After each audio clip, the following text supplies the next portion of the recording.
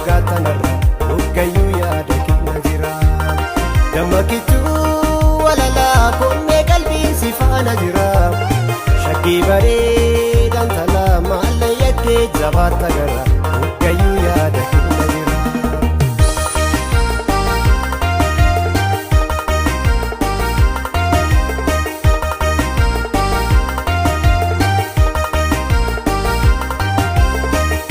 Ana kusi bifalleen ta'ee amalaan ana kusi walumaaf nu uumini ana kusi si fuddeen badee togalaa ana kusi si dabeen jiraatanii ana kusi awash galaana yaa'u ana kusi handaakii hindaafne ana kusi kudana malikeetu ana kusi jibbaaf jaalalan beekne.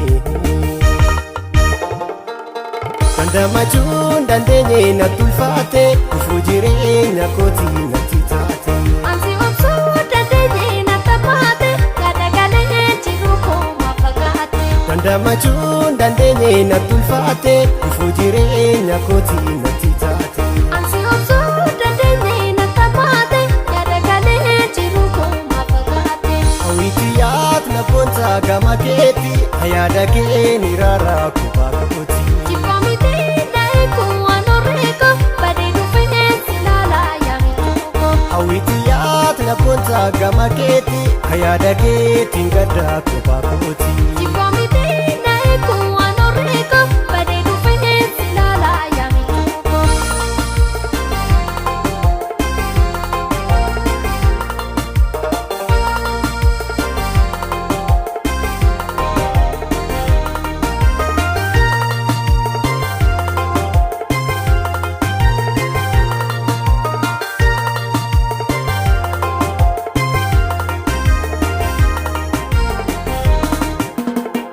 Gammakichuu walalaa konnee qalbiin si faana jira.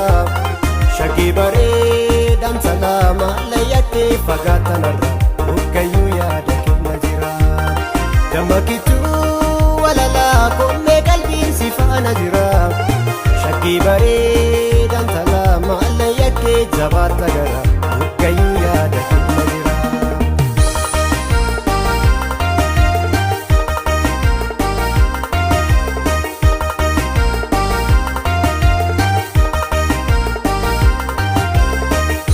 Ana kusi bifalleen ta'ee amalaan ana kusi walumaaf nu uumini ana kusi si fuddeen badee togalaa ana kusi si dabeen jiraatanii ana kusi awash galaana yaa'u ana kusi handaakii hindaafne ana kusi kudana malikeetu ana kusi jibbaaf jaalalan beekne.